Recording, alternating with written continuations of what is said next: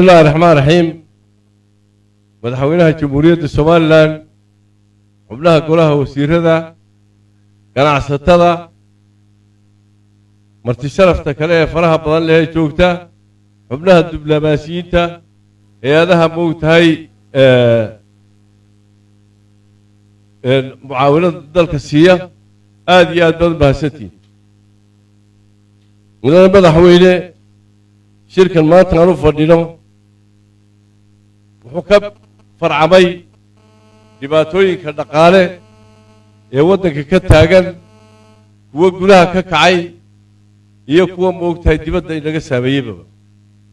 gudaha waxaa si istaba jooga u jiray muddooyinkii dambaba abaaro moogtahay waddanka aada u saameeyey. waxaa kaloo inoo raacay dhibaatooyin kale oo dabka waaheen keenay oo dhaqaale weyni ku burbura waddanku ku socda. waxaa kaloo ina taabtay waxa caalamkaba taabtay oo waa moogtahay dhaqaale xumo ka dhacday markii intii ka dambaysay covid-19. dhaqaale xumadaa caalamka ka dhacday waddankeenna si toosa u saamaysay. sababtu waxa weeyaan dhaqaaliheennu wuxuu ku dhisan yahay siduu dhan yahaybaba wax la soo deg waxaan dibad u iibgeynaay aad iyo aad buu yaryahay. adduunyadana haddii moogtahay waxa aad iibgeynaysid aw sida keenna oo kale noqdo dee sida loo noolyahay horta adag baba farsamo moogtahay ganacsatadeennu ay moogtahay aan aada ugu ammaanayo iyo dadkeenna diasporaha ayaan weli ku taagannahay. laakiinse markaad economically fiiriso sida aan u nool nahay dhaqan ahaan iyo dhaqaal ahaan sidaan u nool nahay aad bay u liidataa. waxa dhacay dibadda siduu covidka u bilaabay oo lockdownka caalamka loo geliyey waxa dhacay containerskii alaabta lagu soo qaadayey boqolkiiba 200 inay kordheen. sababtuna waxay tahay dee containerska marka la qaado marka hore cunta ay ku jirtee dadku ay qaadayaan waa tegayaan. laakiinse waxa weeye covidku siduu dhacay waxa weeye containerskii caalamkay ku baaheen. waayo waxa weeye containerska cunta ku jirto dee waxa weeye dad baa ka dambeeya oo moogtahay waa la dedejiyaa. laakiinse containerska la celinayay lacagta dib loogu qaadayana way yartahay. marka waxa weeye wax ku celiya meelihii cuntada laga keenayey ayaa dhibaato noqday. taasi waxay keentay in containerskii 4 goor ay laba laabmaan. maadaama inaku aan nahay haddaba waddan boqolkiiba dhowr iyo 90 ay nooshiis ku dhisan tahay wax dibadda laga soo dejiyo waxay noqotay markaa dadka waddamada ay sida tooska u taabatay yaa kow ka noqon. shirkani markii aan qabanqaabinaynay annagoo eegayna arrimahaasoo ku dhan waxa weeye sida daadi lagu jiro waa dhibaatay leedahay si haddaba in xal loo raadiyo waxyaabahaa jira ayaa moogtahay shirkani keentay. shirkani xuluushiisa dee waxa weeyaan waa inaan wax ka beddel ku samayno sidaan u noolna. dhowr goor hore waan ka hadlay maanta waxa weeye waa nasiib fiicanahayo dee ganacsatada markaan u yeedhno waxay noo soo dirtaa ku yaryar. laakiinse maanta kuwii waaweynaa way joogaan. waddankeennu practically wax soo saarka waxa weli aan ku taagannahay 100 sano horteed. dadka wax soo saari waa dadka ugu dhaqaalo yar waxaa la yidhaha subsistence farming. dadkaa dhaqaalaha yarni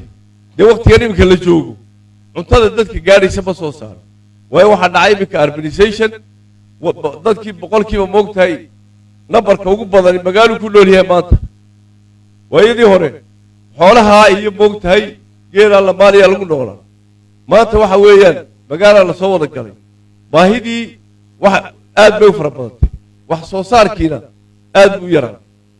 waxaan jecelahay adduunyada dadka moogtahay nooca aan ina kugu diranay inay wax inoo beeraan ma beeraan waxaa beera dadkiina baacmajay dadka maalka haystaa wax beera. inagu waxaan u malaynayaa qofka maalka haysti hadduu wax beero sida caadiyan ay tahay oo dee qofka markuu jaamacada ka soo baxa kursi inuu fadhiisto uu jecel yahay hadda waa ka beeraha ka soo baxa qofka baacmashtarigina beeruu beeray haddii la yidhaahdo waxaan u malaynayaa inay moogtahay ku tahay yacni xoogaa hoosu dhicida war waxa weeye commercial farming baan u baahanay waddankani sida kuma sii socon karayo dhaqaaliheennu waxa weeyaan wuu sii degayaa waayo waxa weeyaan haddii moogtahay qiimihii badeecaduhu ay sidan kor ugu kacaan wax soo saarna aanan lahayn dee waxa weeye waxaa la filayaa sida lagama soo raysanayo muddo dheer waxaa la qiyaasay ilaa sanad iyo badh ama 2 sano in caalamku sidiisii hore xagga moogtahay covidka haddayna masiibo kala dhicin laga soo raysto laakiinse waxa weeyaan anigu waxaan ku talinayaa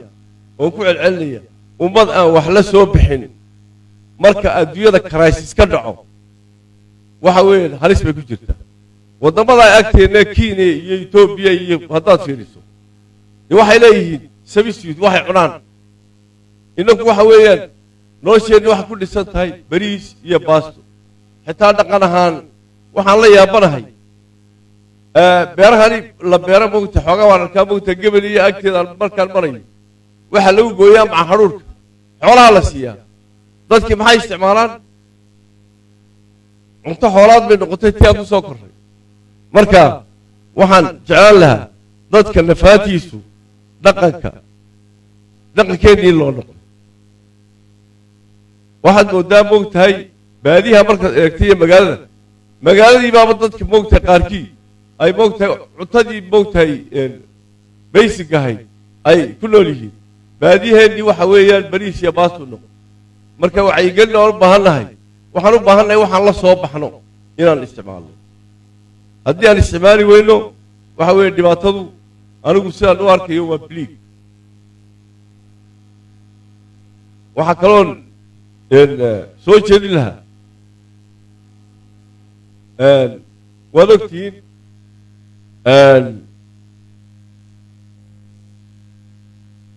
waxaa moogtahay ka dhacay moogtahay waaheen waxaan soo jeedin lahaa in moogtahay kollay sabab baa keentay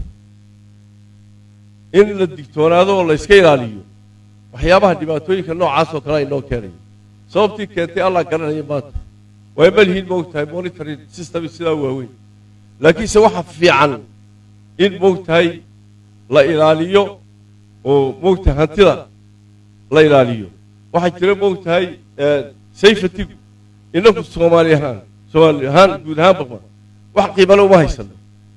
waxaana horeeya moogtahay intuuna wax dhicin laga digtoonaado maalinka had iyo jeer waxa weeyaan waan moogtahay waaheen baan leenahay boqol waxaan leenahay market oo sidii waaheena wahaa jireen marka in laga digtoonaado oo la ilaaliyo oo khasaare kale si oo noogu dhicin laga digtoonaado waxaan halkan iyo aad ugu mahadnaqayaa cid alla ciddii ka geysatay gacan ee diasporaheedu ka kow yahay moogtahay ganacsatada ka kow tahay waxaan u malaynayaa wax fooniyad inaga soo gaadhay aad u yar yahay in alla intii gacan ka geysatay aad iyo aad baan ugu mahadnaqayaa waxaa kaloo aad iyo aad ugu mahadnaqayaa dhalinyartii halkan la soo taagay oo si farshaxanimo iyo moogtahay aqooni ku jirto hawshan ugu jira halkanna kuma joogsanaysee sii wadi doona